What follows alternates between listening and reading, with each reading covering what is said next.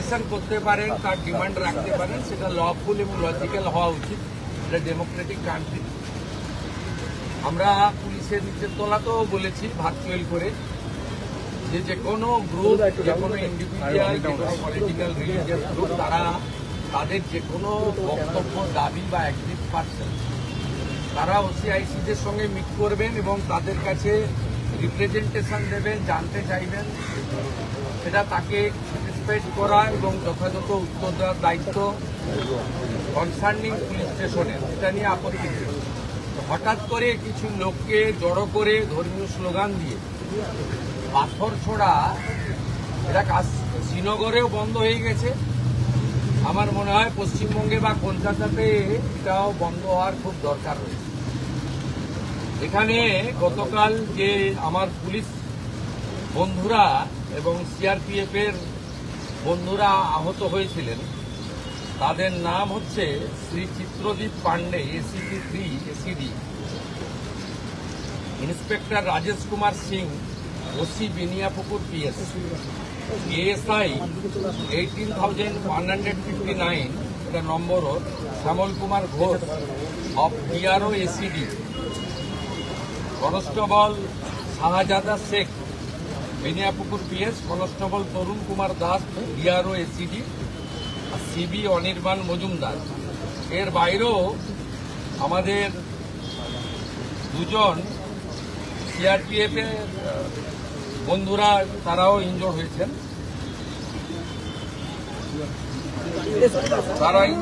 আমি মূলত এদের সঙ্গে দেখা করতে এসেছিলাম, ওদের শরীর স্বাস্থ্য কেমন আছে, ওদের ইনজুরি কেমন হয়েছে, আর আমাদের যে এন্টার ফোর্স কালকে এত ভালো কাজ করেছেন, বড় ল অ্যান্ড অর্ডার ক্যাজুয়ালিটির হাত থেকে মানুষজনকে বাঁচিয়েছেন, তাদেরকেও আমি সাপোর্ট দিতে এসেছিলাম।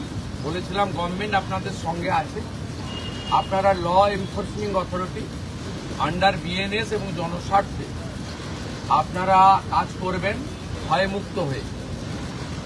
আপনাদের হোম মিনিস্টার তথা চিফ মিনিস্টার আপনাদের সাথে আছে, নগরপালের নেতৃত্বে এন্টায়ার ডিপার্টমেন্ট আপনাদের পাশে আছে। ওদের প্রাইমারি মেডিকেল ট্রিটমেন্ট হয়েছে, একজন দুজনের ইনজুরি ক্ষতও আছে, আমি দেখেছি নিজের চোখে। আমি শুধু আপিল করব, এই কাজগুলো করবেন না, এই কাজগুলো করবেন না, এই কাজগুলো থেকে বিরত থাকুন। যদি মনে করেন আগের সরকার আছে, আগের নিয়ম আছে, আগের মতো পুলিশকে ফোর্সকে হাত পা বেঁধে রেখে দেওয়া হবে, তাহলে কিন্তু ভুল করবে না। তো ক্লিয়ার মেসেজ, জিরো টলারেন্স এই ধরনের ভ্যান্ডালিজম, হুলিগানিজম, রাউডিজম এবং anti national, anti social activity we are not allowed. আমি পুলিশ মন্ত্রী, হোম মিনিস্টার হিসেবে লাস্ট ওয়ার্ড বলে গেলাম, একটা পুলিশের গায়ে যদি হাত পড়ে, এই সরকার তার আইন প্রয়োগ করে যতদূর যেতে হয় হবে। শুধু অ্যারেস্ট নয়, কনভিকশন করানো পর্যন্ত ক্লোজ মনিটরিং করার দায়িত্ব আমাদের থাকে। আর পুলিশের সমস্ত বন্ধুদের বলবো, বিএনএস যা বলেছে, আপনাকে ট্রেনিং পিরিয়ডে যা বলেছে, আপনার সুপিরিয়র যা অর্ডার দেবে অন স্পট, আপনি চিন্তামুক্ত হয়ে করবেন। কে কোন দল করেন, কে কোন ধর্মের লোক, কে কোন সম্প্রদায়ের লোক, কে কোন প্রভাবশালীর ক্লোজ লোক, তার এগেনস্টে অ্যাকশন নিতে গেলে 5 বার ভাবতে হবে। আপনারা এই চিন্তা মুক্ত করুন। মাননীয় প্রধানমন্ত্রী বারে বারে বলেছেন, বেঙ্গলে ভয়ে আউট, ভরসা ইন। এন্টার পুলিশ ডিপার্টমেন্ট, বিশেষ করে আমাদের কলকাতা পুলিশের যে তাদের যে পারফরমেন্স, তাদের যে উচ্চতা, এই উচ্চতাকে ফিরিয়ে আনার জন্য, দক্ষতাকে কাজে লাগানোর জন্য গভর্নমেন্ট তার সাথে আছে। এটাই আমার বক্তব্য।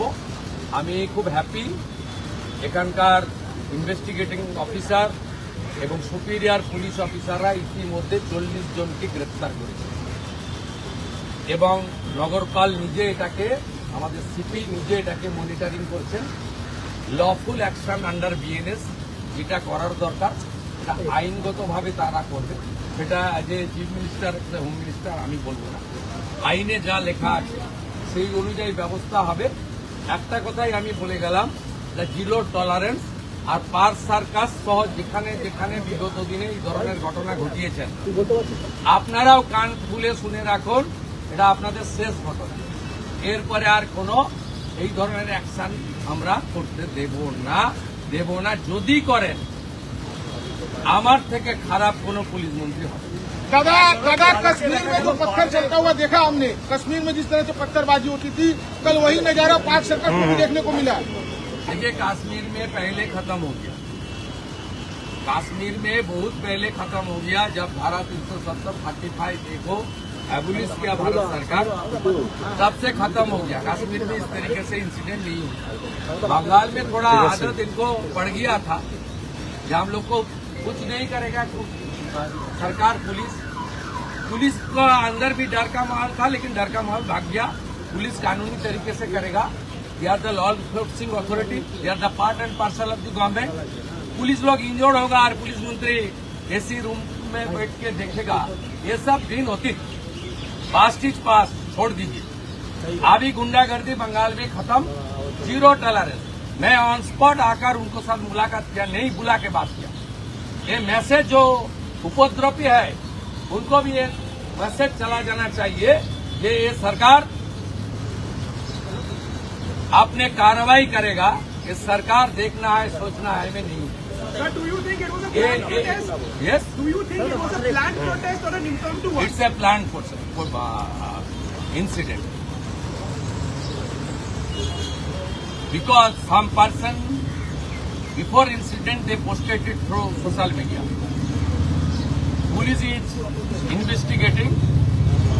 I have ever faith to Calcutta police. These officers are very competent officers. They are very skilled officers.